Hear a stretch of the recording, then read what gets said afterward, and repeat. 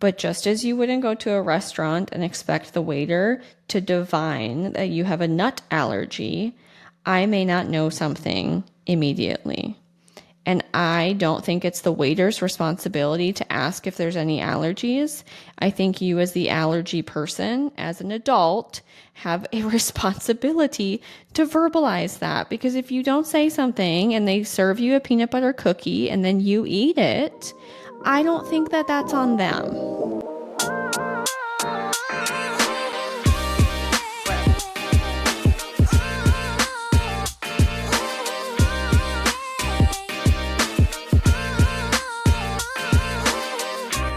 Hello, and welcome back to another week in the Turkeyverse. I'm Kaylee, in case you forgot. And I'm Kayla, in case you also forgot. And I have horrendous toots today. I was not expecting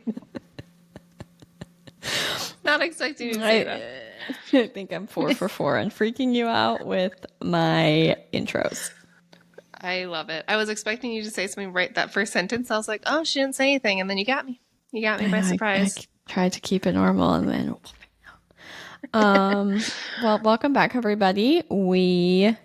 What was last week? Last week we talked about movies and we had some cool listener feedback. We loved it. It was fun.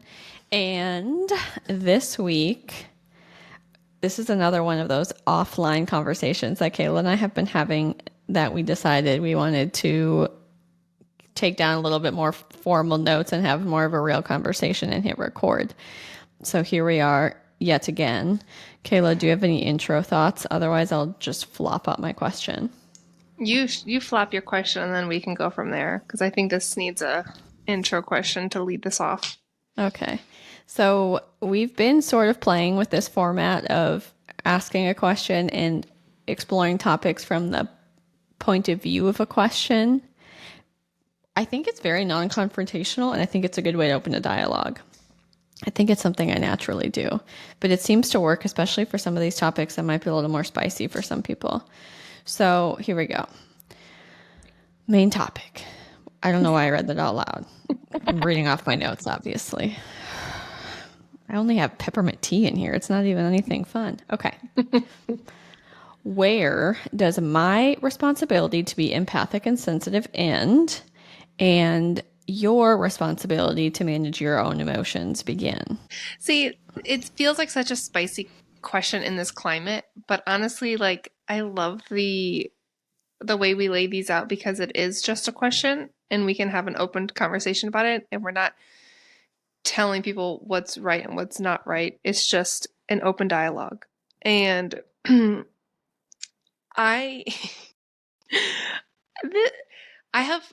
don't want to say strong feelings, but I've been mulling over this, and I feel like it comes down to a couple things. But do you have any opening comments or thoughts on this question that we've presented? Well, I kind of have an opening anecdote. No, opening for myself from my point of view, but I can feel your energy and I feel like you're ready to roll. So I kind of feel like if you're... No, I'm good. If you've got the spices already like in the shaker, we can let you sprinkle. I'll keep shaking. Okay. Shake weight. Careful with your hand gestures. I know, right? As I continue to do them.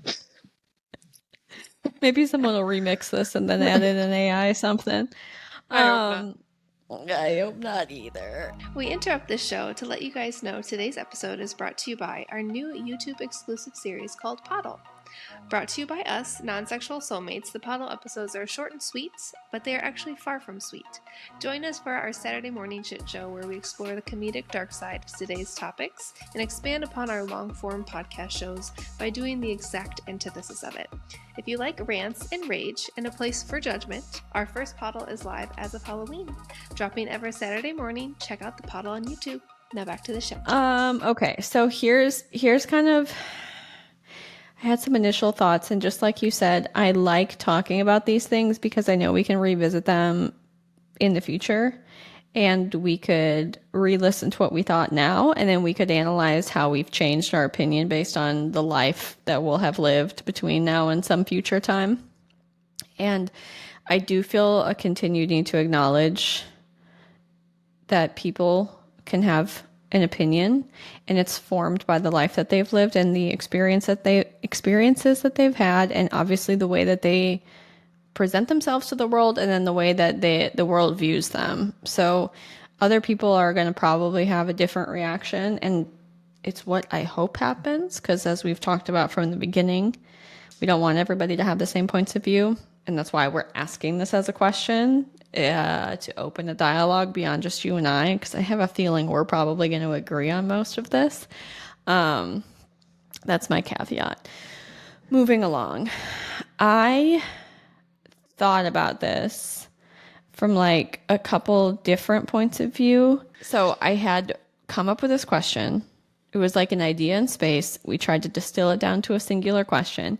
And then I had several initial thoughts to myself as I've been prepping for this. My first thought was, I think I have daily personal examples from my job, and have just from working in the human services field and just dealing with people when they're not having the best day or when they're not feeling the best. So people say rude shit to me all the time. And I'm thinking maybe I've had a lot of practice over the years of separating myself from when people say things not directed, both. I have had a lot of experience separating myself from the things that people say, and I've had a lot of time to work on not taking them personally, and I've done a lot of personal work. Some of that's been through my job, and then I think some of it's been intentional and maybe some of it inadvertent. But in the last couple of days, I specifically had a client who, in writing, like through email, was verbatim said, "You're not good at your job. You're incompetent. You're terrible. You don't care about me. Don't bother." And the absolute icing on the cake of all of this was that this person signed off this written email wishing you the worst. No, they didn't. I've never, ever. And my initial reaction was to laugh. I started laughing because even though this person was saying it to me and directed at me, I mean, there's no mistaking who we're speaking to.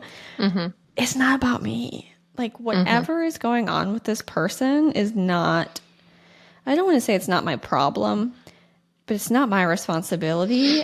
And when I check in with myself, I comported myself in a professional behavior.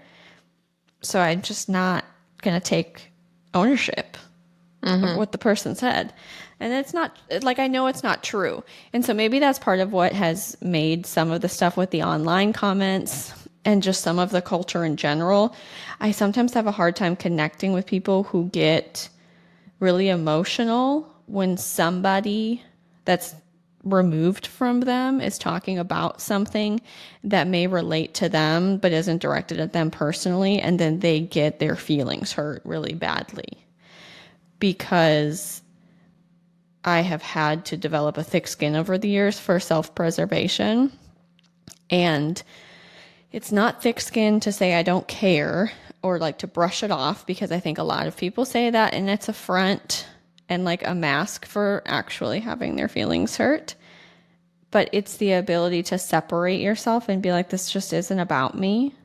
And then it's not my shit to carry. Which then led me to my next thought, which I'm sorry, this is rambling. It's an not old, but it's a tradition of a 12-step group. So Alcoholics Anonymous, Narcotics Anonymous, Adult Child of Alcoholics, Al-Anon. All of the 12-step programs, whenever they're doing 12-step work, you're going to hear 1,000 times from somebody that's living in sobriety or living in a 12-step program, what's my part? It's just over and over and over again. And I've not ever done the 12 steps formally in a group, but I've just been around it in my field. And I have always loved that principle. Mm-hmm. with every interaction, no matter what happens, aside from like, a few extreme caveats. Saying what's my part, I think is a really valuable practice to have, because even if somebody says something that's wrong and rude and directed at me specifically, I can still at the end of that interaction say, what was my part? How did I react in the moment? I only have control over my person and my reactions to people. So when this is over, even if it stung initially, I now have a choice. My part is how I continue to deal with this moving forward. And I can hold on to it and let it ruin my day, or I can say, this is my part. And by contrast, this is this person's part. And I'm not going to take ownership of anything that I don't have control over. And what I have control over is just what is atop my little head and down to my little toes. Yeah. I love that. I mean, I agree with everything. Your example was priceless. It's funny because as I've been reflecting, I came down to basically what it boils down to me is what level of emotional intelligence do people have, right? I feel like if you have a good degree of emotional intelligence, I think people can process things better. And I'm guilty of this, especially with my job, because I'll like, someone comes at me, spicy Kayla comes out and I start getting up, to my forehead and I can be reactive emotionally, not towards my clients. Obviously, I'm professional, but in my head, I'd like to say a few things, and then I have to step back and say, okay, everything that they're yelling about to me is not actually anything that I can control, and I'm just the punching bag because they don't have anyone else to talk to. Like they can't just talk, they don't have access to all these other people. I am their contact. And so we get the brunt of those things. And I have to remind myself that, like you said, this is their frustrations. And they're not actually like hating my guts. It just feels like it because they're so on edge from all these other things that are out of my control. So, as much as I do to help facilitate things, like there's sometimes where I'm just like, all right, I just got to take it because what else am I going to do? And so I've been trying to work on that specifically in my field of work.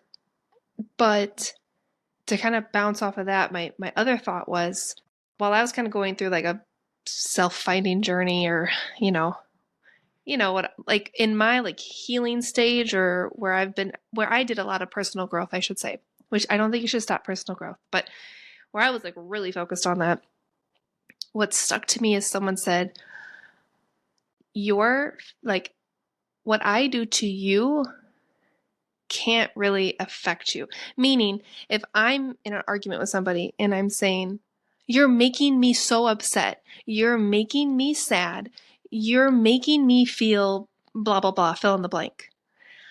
As much as I'm getting the chills because of like, as much as it feels that way, like you as your own person is actually creating those feelings and those emotions. Joe Blow on the street can say, you are ugly.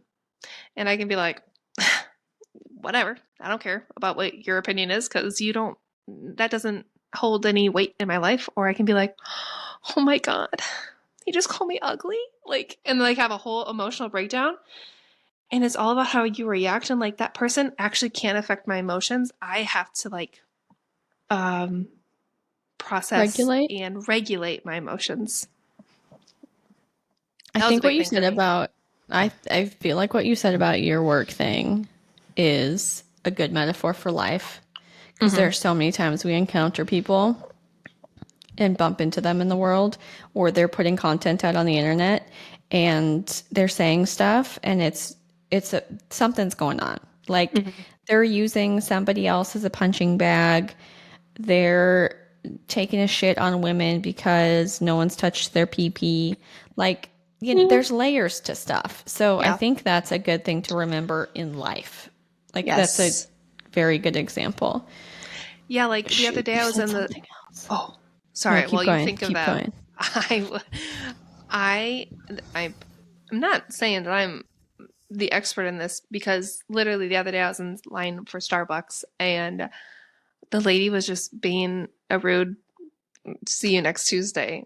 And I was like, ugh, like, she took my order and then I drove around and in my, like, on the way from the place where you take the order to the countertop where she's going to give me the drink, I'm like, this effing, you know what? What's her deal? I'm annoyed. And then by the time I got to the window, I'm like, okay, she's probably having a bad day. What other customers probably said some dumb shit to her?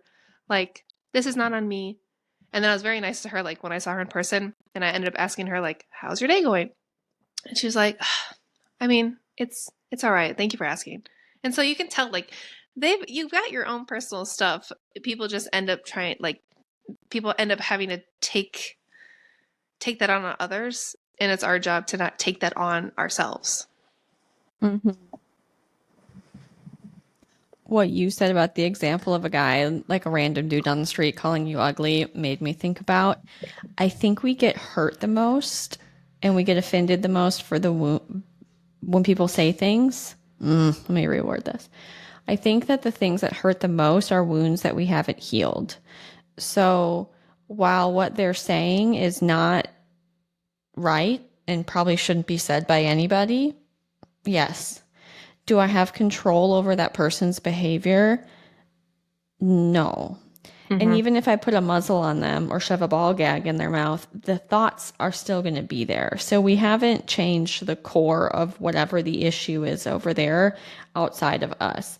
But my job, the way I see it, is to work on healing those wounds because that's what I have control over. So again, in that dynamic of what's my part, if I am self-conscious about my looks or if there's specific things that I am sensitive to, recognizing what those things are, understanding that that might be a trigger point for me, we're not all going to be immediately healed. But then saying, hey, this really bothered me. Maybe I do a little bit of introspection and take some personal responsibility on how I can heal that space or at least make it a little less fresh and then create some distance between myself and whatever somebody else is saying. Yeah, dude, when you said, you just reminded me, I was thinking, and it's very hard for me too with some things because everyone says, like, if you just got triggered by whatever your emotions are up here now, it's a reflection, and use it as a mirror to look back and be like, okay, obviously that triggered me. Why? And dive into that a little bit more. So as much as in my day-to-day life, my number one rule is to, like, try to be kind. Like, I can get sassy sometimes, but normally the energy I give out, we start as kind. Now, if I get some attitude, I normally will give it back, but I'm working on that. But I also feel like if something nice says accidentally triggers somebody, if they can politely let me know, and then I can try to be respectful. But at the end of the day, like, they got to do their own thing. Yeah. I think it's twofold because I think that this also applies in other areas where, okay, like somebody, I'm trying to think of an example that's just arbitrary. Let's just say that somebody is really a really big dog person. Like they're obsessed with dogs. They love dogs. That's fine and dandy. If we're talking to somebody who's from like a foreign country that eats dogs, I can see how, and as myself as a dog person, I'm like, this is not ideal. I don't like it. I'd prefer you didn't do that. I don't know why I'm laughing. Right? Because that's so, I can't imagine having like a dog kebab. But a weenie winner. Oh my God. But I can still take responsibility for my reactivity to an idea that I don't believe in. I mean, if we look at people, like I can think of a great example, my old job of dealing with people that were in like, what is it called? Like white supremacist gangs with those types of ideologies. Obviously, that's offensive to anybody with like empathy and kindness. And they have a problem. I'm not talking about that. Like, there's this bigger, I think, discussion about boundaries. So if somebody is saying something that is overtly hateful in front of you intentionally and they're saying it to you, I think that it is a healthy boundary to be like, hey, I'm not going to hang around for that in whatever Agreed. the setting is. But when we're talking about things that might be political or like abortion laws, like some of that stuff can get so charged. If some random, like, down home woman wants to get on this huge, like, pro life rant and say some shit that really annoys me, that's fine. Like, I don't think it's my personal responsibility to go in there and try to yell over her and try to silence her and try to make her be quiet. I don't think that her personal opinions about what she thinks is right and wrong is affecting my own personal safety from the other side of my computer screen. And there's so much nuance to some of this stuff. But we talk about in relationships of like having healthy boundaries and like, if Jason's having a bad day, it doesn't mean I have to take that on. Like, we don't need to be enmeshed with each other. We're like, your thoughts are my thoughts are your thoughts, because that's not healthy. And I think a lot of people can recognize that, but it's kind of weird how when we get to like opinions and internet and even just strangers that you meet out like in the day, like if I accidentally said yes, sir, instead of yes, ma'am, like, what responsibility do we each have to each other for you to tell me, hey, by the way, I would prefer to be called neither, or I'd prefer to be called sir? From that point on, I think I then have a responsibility to get it right. But is it my job to be enmeshed with every person in the world that I don't know that's a stranger and to preemptively and proactively try to meet all of their needs before they've been spoken or made explicit to me?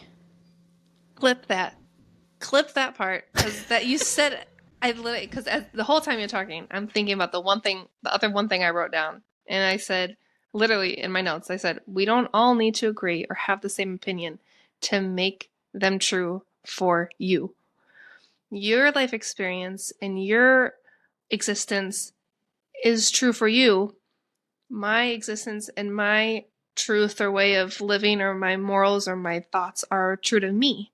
Now, granted, I think there's a big caveat with the boundaries with like, very offensive stuff like your example that you just used, but saying a simple mistake, and I don't want to say simple because I'm not trying to downplay the potentially triggering feeling, but again, that comes down to that person, whereas if they, once you know, you respect each other, but I don't, with all things, with all opinions and all existence, I don't think we can expect each other to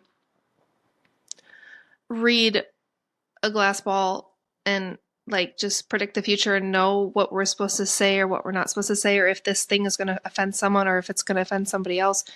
Once we know, then we can choose to be respectful of each other and move on from there. But it's so hard, the expectations of like, everyone's got to have the same opinion, and if you say one thing that I don't agree with, then I kind of said the same sentence last week. I'm like, you're the devil if we don't agree. Like, that's okay, you're triggered and that's fine, but I feel like people can have different opinions, and that's what it all comes down to for me.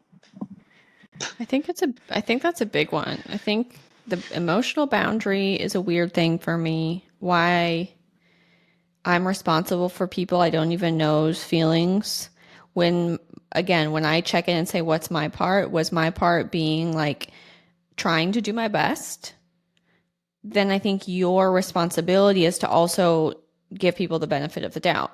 Because I hate to keep going back to like a gender example, but if I accidentally call somebody ma'am, just like, okay, thank you, ma'am, that's a far cry different from somebody saying, okay, ma'am. Like, Yeah, exactly.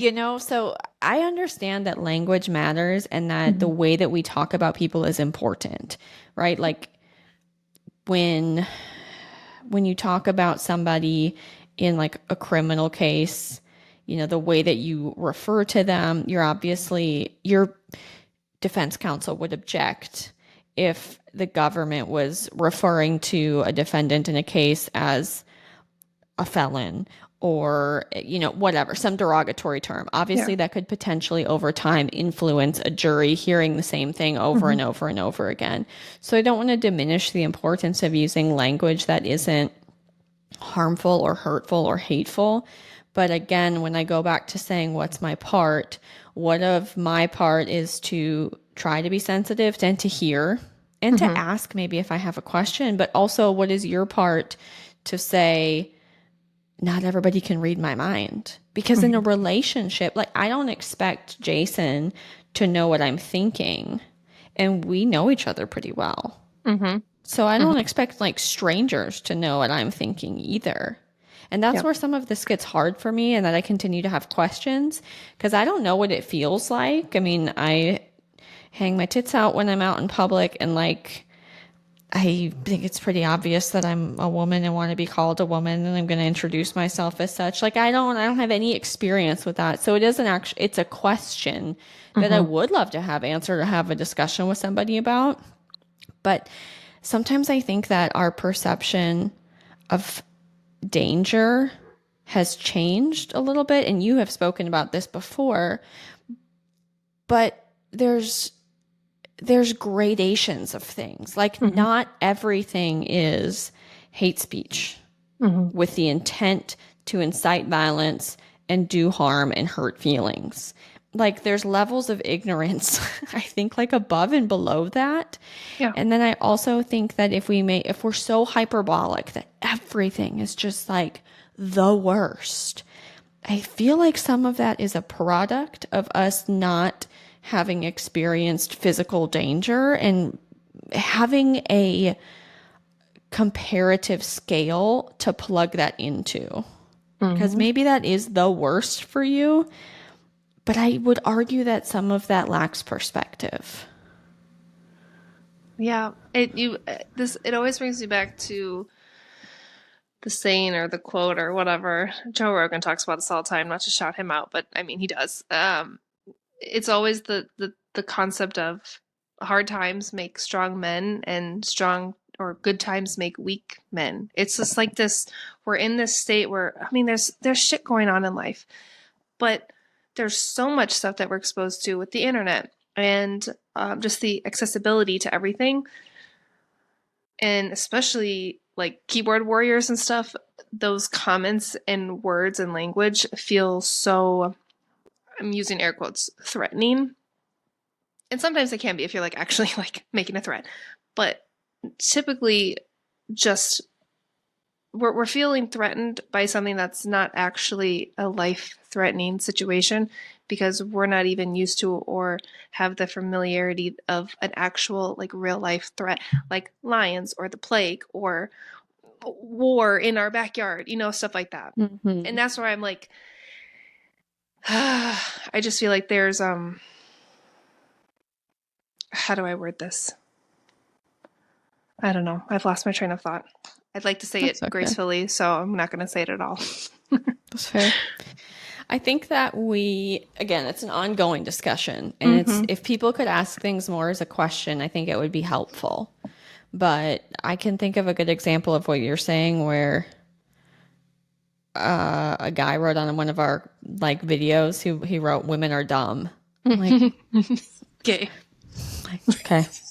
But I don't think that that is as bad as saying like we should get rid of women. Do you know what I'm saying? It's not Mm-hmm. he wasn't actively calling for violence. He Mm-hmm. wasn't, what he said didn't threaten me. It wasn't a direct threat. I don't feel like it was even a vague threat. Mm-hmm. He was just saying an opinion he had, probably mostly to get a reaction out of me. Mm-hmm. And maybe it's from having siblings that I've been able to get good at like, okay, I know what you want is a reaction.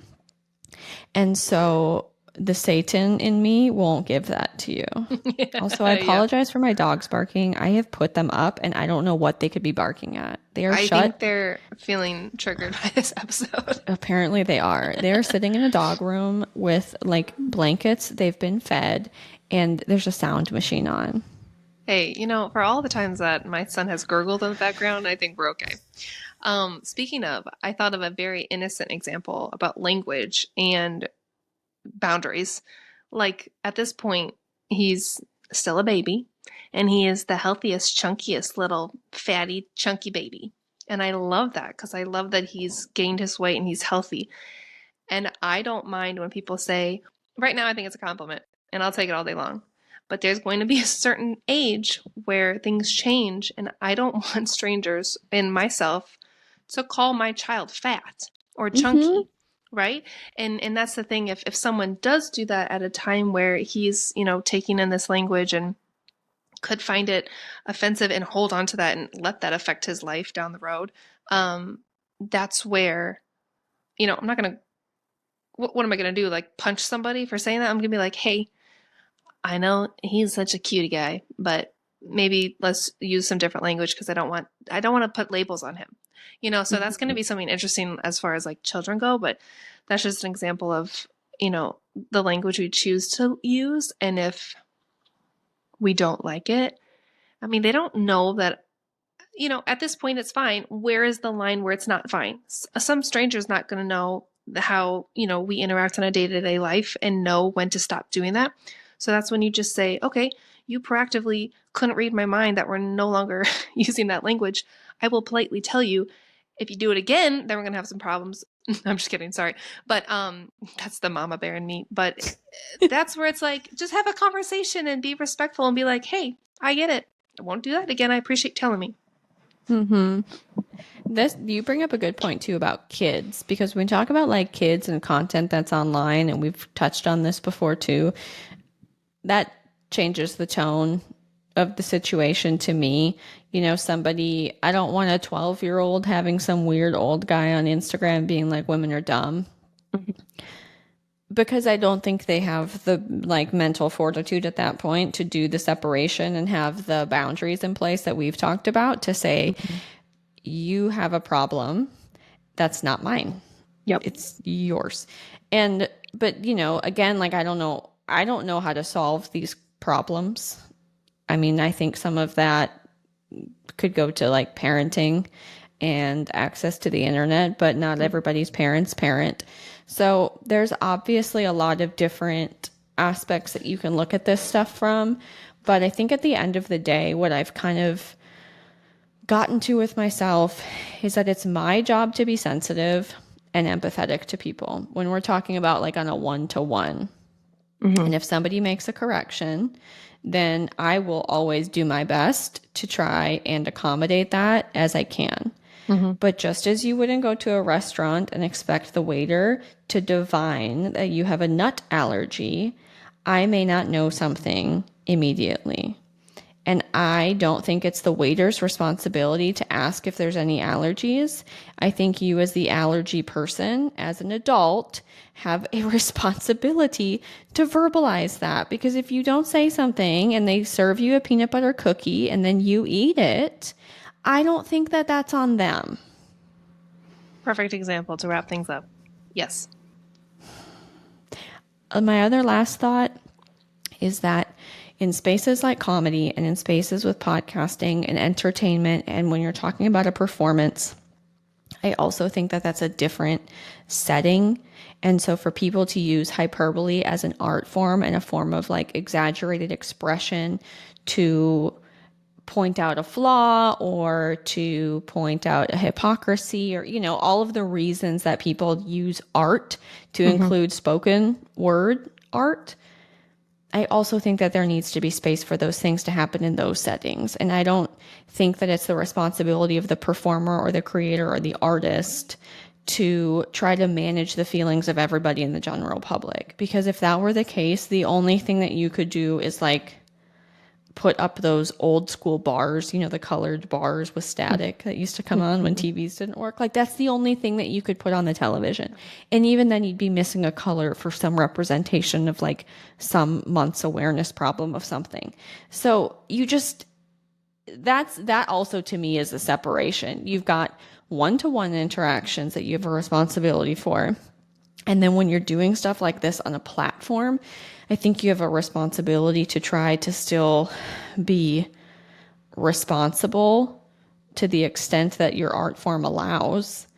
But I listen to comedians all the time crack jokes about like women being dumb or men being incapable. And when it's part of like an overall thing that we know we're watching for entertainment, I don't want that to go away. Like it's pointing out a bigger flaw within society or, a bigger issue. And I think that's what's also frustrating to me is when we're judging art the way that you should be judging one-to-one interactions. I can't manage the feelings of all 10 people that might watch this on YouTube. Yes, no, I completely agree. And it reminds me of what you said in a previous episode where you said people value diversity until it comes to diversity of thought. And I feel like it kind of applies here where people value inclusivity, but not when it comes to, say, jokes. It should be all inclusive, right? We can joke about these people, we can joke about those people, we can joke about me, you can joke about you. I feel like if we're going to have these standards of inclusivity, put that across the board. And I feel like when we're talking about consuming entertainment, it goes back to what's your part. Because I have an example, like, I'm not going to use the R word because I think YouTube will censor us for it, but I babysat a lot of special needs kids. When I was in high school and in middle school, I would volunteer and things like that. So I kind of have a sensitivity to that. I don't laugh as much when people are like making jokes in that arena. Yeah. But then I just say, I'm not going to listen to that joke. Right. My posture is not one that's such as like that joke shouldn't be allowed to be told. And again, there's nuance and there's times where I'm sure things can cross a line and be problematic, but I'm always going to err on the side of let's let people say a little bit more, especially in an entertainment space. And if you don't like what that person is saying, then don't watch it. Don't comment on it. Don't fucking click on it and send it to your friends. Like, just don't support it. Tune it out, turn it off, find something else, and go watch a dog video as a palate cleanser. I agree. And if this episode has triggered you, just remember what Dave Chappelle said. If you're watching this on Netflix, remember, bitch, you clicked on my face. I wish I would have had that quote handed and ready when the guy told me that women are dumb. I ended up doing my usual response and I said, thank you so much for your comment. The interaction helps boost our content in the algorithm. I love it. It's great. Great witty response. Oh, all right. Well, I think we're going to wrap it up there. I really hope we get some listener feedback on this because I just am titillated by people's responses. And we've already had a couple of comments back and forth on some of our social media platforms from the Don't Tread on Me episode. And that has been fun just to kind of see different people's reactions and how grumpy people get. Maybe part of me likes to create chaos and that's why I enjoy some of this shit too. But thank you guys for hanging in with us. Please let us know how you feel. Any final words? I'm sure we'll hear it in the comments and I'm excited. Me too. Again, open dialogue. I love it. Me too. This is great fodder for Trigger Tuesdays, exclusively on YouTube. All right, people, we thank you so much for listening. We will see you next Tuesday for our Christmas episode. And until then, I love you. Bye. Love you. Bye.